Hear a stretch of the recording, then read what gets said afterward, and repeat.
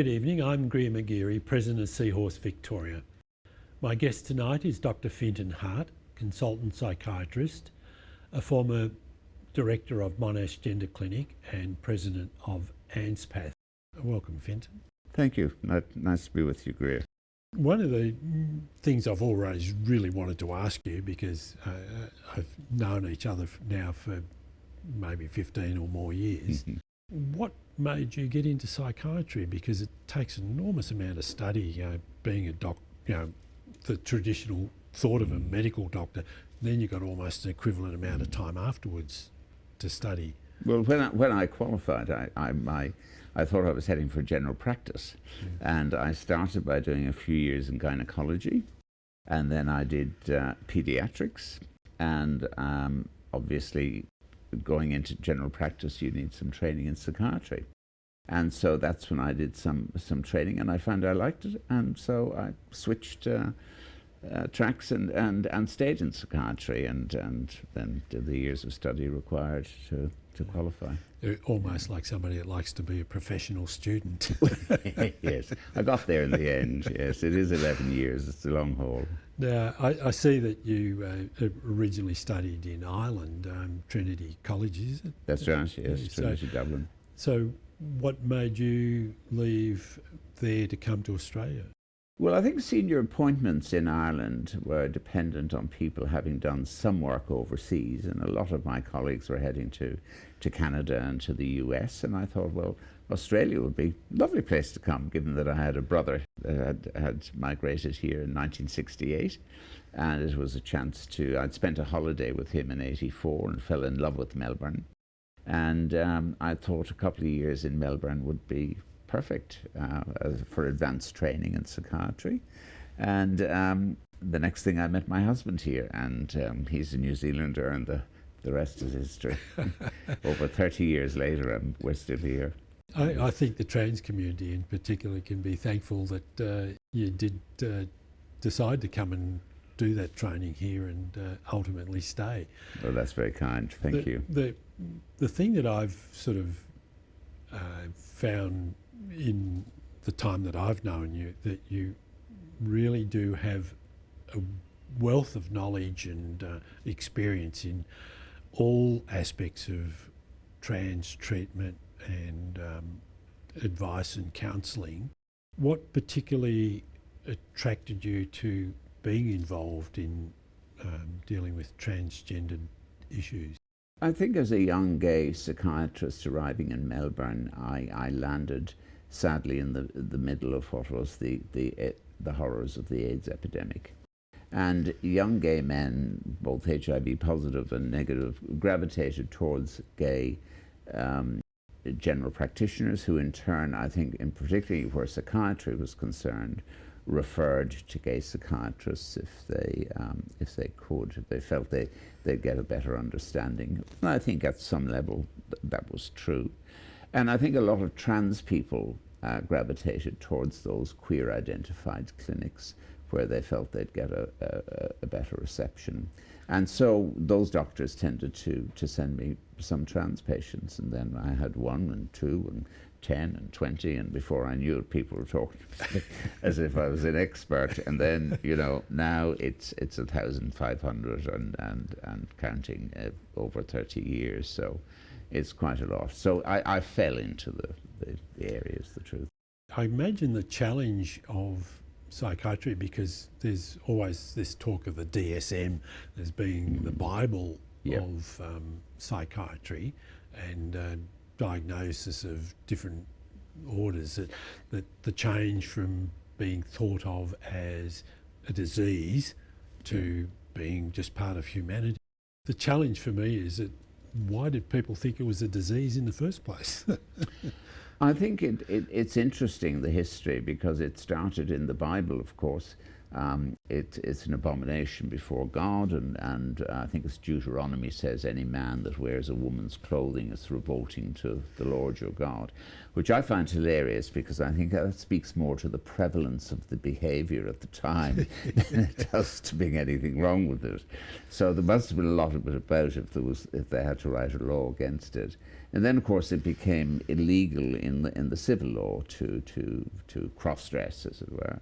And then finally, the sexologists in the late 19th century became interested and said this was, of interest to us. We shouldn't be afraid to touch it. These aren't criminals. They're simply sick people.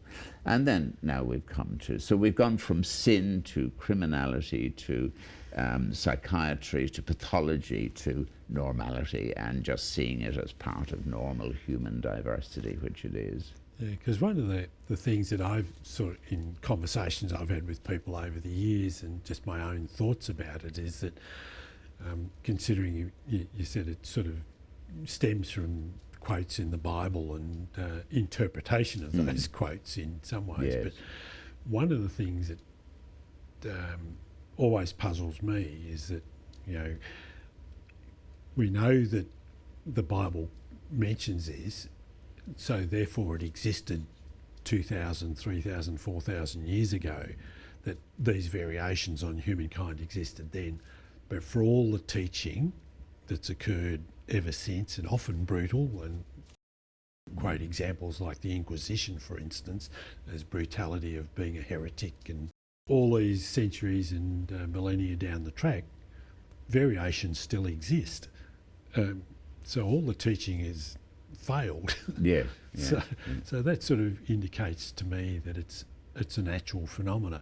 And sometimes I've sort of said whether you're left-handed, right-handed, or dyslexic, that there's so many people who are left-handed. The vast majority are right-handed. There's a small percentage that blue eyes and brown eyes, and all that sort of stuff, and they occur regardless of what people are being taught. How do you find in talking to people and challenging the previous sort of dogma? I think it's important to point out, and I do to my students and when I give talks to colleagues and whenever I'm asked to speak, the first few slides are always about the history of trans throughout the ages, that it's been around for a very long time, and that cross-culturally it's been evident in every culture, in every continent across the globe. What is interesting, of course, are the Bardash, the North American Indian tribe, the two-spirit people, who were seen as being imbued with the positive attributes of masculinity and the positive attributes of femininity. And they enjoyed elevated social status in the tribe, and their transness was seen as a very positive thing within that culture, which is really interesting because in a lot of other cultures, trans folk were pathologized and demonized. But it's interesting that in some cultures that's not the case. Because to me it sort of seems in some ways that hedonism is confused with natural variation, sort of because no one taught me to feel the way I feel, that it's then equated in some sections as being, you're hedonistic because you're wanting to do something that we consider to be deviant. Yes. Having sort of come out into the 80s and been involved in setting up practice in Melbourne, you mentioned that you've been involved with Monash Gender Clinic and AusPATH, and being involved in all of those organisations, what are the challenges of leading an organisation like that to deal with everyday human activity? I think the challenges are to establish people's rights to treatment like everybody else. And the great challenge at Monash was to establish services that people could access in a timely manner and access treatment in a timely manner, that the assessments weren't too rigorous. And unfortunately, because of the medical legal trouble that Monash ran into in being sued by somebody, that put the legal department on notice that this could happen again. We need to be very careful about the assessment process. So when I became director, that was what I initially faced, that the legal department wanted an assessment that was robust, quote unquote. And the clinic, I think people forget the clinic was actually shut down in April 2009 when the previous director resigned and retired. And I was given 3 months to get this protocol in place, and I did so with the assistance of a lot of people that I'm very grateful to. My successor at Monash, Rasmus, was involved. Harjit Bagga, who's still there and was involved in developing the new AusPATH Standards of Care, recently published. We had Hannah Mendelsohn, who was our registrar at the time and is now a psychiatrist in her own right in the peninsula and sees trans people. And Martin Sharman was our psychologist manager who did tremendous work in gathering it all together. So that in a space of 3 months, we managed to produce a protocol that the legal department said, yes, this is robust enough, the clinic can reopen, which it did under my directorship. But certainly a lot of people in the trans community, I think, felt that the bar was too high, the hoops were too high to jump through. But it was either that or the clinic closed, and nobody wanted the clinic closed at that stage. Yeah, I remember I just sort of resumed being president of Seahorse in 2009, and you agreed, in effect, your first public appearance as the director at a Seahorse meeting. We had quite a large crowd, and you had the whole team along with you on that occasion. But one of the things that, and you just sort of touched on it there, was that there were a number of trans people who were viewed Monash as a gatekeeper. Yeah. And one quote of yours that sort of stood out to me, and I feel it's very important, is that you're there to help, but once in a while somebody needs to resolve some other issues in dealing with their trans issue. And I think that was, to me, quite an appropriate way to think about things, because sometimes people, because of their upbringing, have had a very traumatic upbringing and have still got some issues related to that, but it doesn't deny the fact that they are a trans person. How is that sort of woven into the standards that you've helped develop?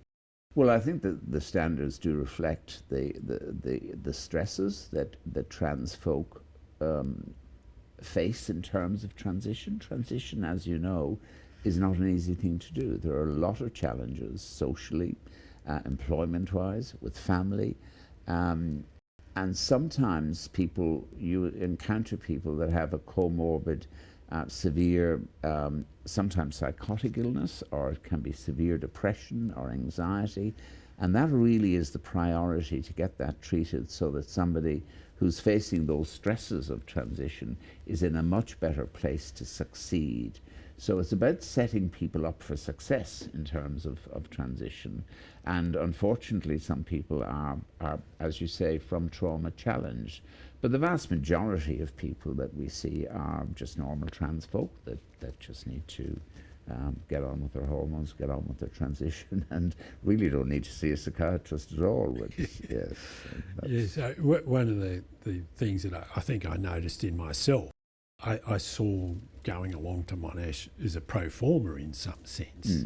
Is that, there's, as you mentioned, about the legal hoops that you needed to do things.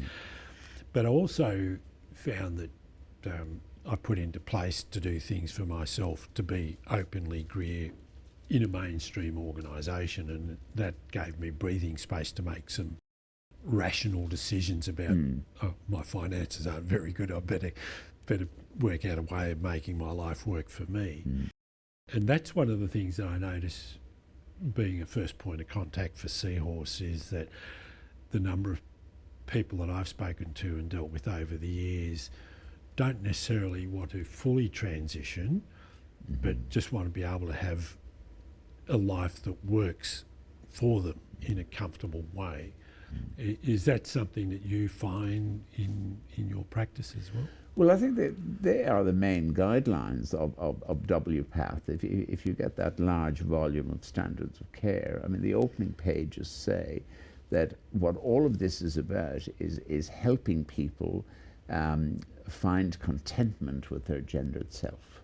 Now, whether that's hormones, or whether it's social transition, or whether it's surgery, or whether it's just talking with somebody about how to express their femininity or their masculinity in a different way. And that's really part of the initial consults with somebody, from my perspective, is to really look at where are you now and where do you want to get to, and how can we get you there as quickly and as safely and as possible from a psychological, psychiatric and medical standpoint. The legal structure of Monash that you helped to develop then and has been further developed, it's always an ongoing development of standards of care. But going back to what I mentioned about the DSM and how it was seen as the Bible for it, what sort of conflict or damage has those sort of older standards, or seen as a disease, had in the transition to where we are now? Well, I think it's changed. If you look at the transition from, and the classification from DSM-1 in 1952 to DSM-2 in 1958 to the current DSM-5, you've gone from a severe disorder that transsexual or transsexualism was, and severe personality disorder, to gender identity disorder and getting some respectability and getting its own classification, and then going to now gender dysphoria, where it's being depathologized.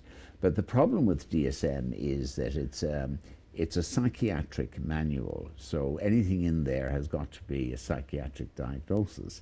So that's why you're still left with gender dysphoria. And of course, a lot of people that I see that are trans-identified are not dysphoric. They're quite happy with their trans identity. So they don't actually qualify for a diagnosis of gender dysphoria. But what they do qualify for now under is, in ICD, is a diagnosis or a classification of gender incongruence, where their gender is incongruent to their birth-assigned gender in some shape or form, and they don't necessarily have to be classified as dysphoric. And of course, in the new ICD-11, it's moved from mental health into sexual health and related disorders. So again, further acknowledgement of depathologization of trans identity. I think you probably come across it so often, where most of us have known about it from a young age, don't necessarily deal with it well or even at all, going up and going off in our different directions. I once expressed it as, or the catalyst for me finally dealing with it openly, was that I was an incoming president of my Rotary Club, and as I got up there in the dinner suit to give my opening speech with about 100 people there, I just had this sensation of only if they could see me, and it's not me looking like this. I just felt like I was standing behind my own mask and I wasn't fully myself. And that was sort of the catalyst at some point to finally start going to see somebody to talk about it and give some substance to the way I felt. But at no point have I ever felt this is a disease. It was just something you would never talk to somebody about because you would be treated as maybe a freak or you know, somebody who, even though you know you're not. Yes. And gay identities over the years have not been dissimilar. People coming to terms with a gay identity and feeling that they were freakish. So I relate to that quite well. but it's, I think also it's helped me with a little bit of having got involved with the social support and taking on a leadership role of being able to talk to people in a way that's saying, don't necessarily follow everything that I do, but have a think about the way you deal with it, you know, and don't necessarily jump out from behind the tree and go, ta-da, Yes. which I think almost invariably is the worst thing that you can do. Yes. Because the shock and awe, Gently is probably the better approach. shock and awe just doesn't seem to work in many ways. With the various organisations, is there consistency right around Australia with the development? As you said, we're now AusPATH, so that's brought consistency in the way each state deals with it. It is bringing, I think, yes, it is bringing consistency, and people are working more closely, which is good. Yeah, because with that consistency, I've just noticed in the life that I've been able to develop for myself, that there's a lot more acceptance in the general public. You know, like I don't have any dramas when I get onto a train or a tram or go shopping in the organisations that I'm involved in, that people just, oh, that's great. You know, and I even had the pleasant experience of just before Christmas, I was invited back to where I originally worked for the last 12 years, when I was in a fluoro shirt and steel cap boots. It doesn't matter what, you know, ever so long naturally blonde hair. The warehouse supervisor, I was speaking to him on the phone, and I started to say, well, you know, and I didn't even get the words out properly, and he said, oh, we know, we've known for years, we've seen you on TV, we know what you call yourself. He said, we don't care. And it turned out that I was always surprised why they never asked, no one ever sidled up to me and asked me the question, why does my hair look like this? But they turned around and were protecting me. So if anyone did ask them, they said, don't worry about it. You know, so it was quite humbling to know that the people I worked with, even though I was surprised that they never asked me the question, because I'm quite public about myself, that they just took it upon themselves to protect me. And that's a story I hear a lot of and have heard over the years, where people fear coming out and think that it's going to be, the reaction is going to be negative, when in actual fact it's largely positive, and the vast majority of trans folk are very pleasantly surprised at the reactions they get from people. And the fears that other people are going to react negatively, in reality, most people are more concerned about their own difficulties and the difficulties in their own life than to be much concerned about, you know. So more worried about your actual behaviour than the way you look. Yeah, absolutely. Yeah. Because that then sort of brings us on to what's been happening in relatively recent years with a very ostensible anti-trans situation, and probably more specifically they tend to focus on trans women, and will bring this sporting issue into it as a way of propagating the anti-trans movement. We saw it occur before our last election, a federal election, where it was quite a prominent part of the election of being anti-trans and just using trans in sport. But we see it in the United States there, where some states have even made it illegal for parents to seek help for their children. How is that impacting on what you're doing? Well, I think it's worrying. I think when I left Monash in 2014 and became president of AusPATH as it was then, and stepped down in 2018, I felt that, you know, a lot of the work had been done and was ongoing and was happening. But I think with the increased visibility of trans people, both in the media and then legal recognition, and the more it was in people's faces, and the more visibility there was of trans folk, then the more reaction there was to it from conservative quarters. And I think that there is a significant, and I remember this as a gay man, when they took homosexuality out of the DSM, It was still there in 1968, and we had the Stonewall riots in 1969. The gay liberation movement was born. There were calls on the APA to take homosexuality out, which they did in later editions of DSM-2 around 1972. And then we had Anita Bryant. It's, all these homosexuals that are allowed to, engage in their deviant behavior are going to get to our children. And really this is, I see it as a reenactment.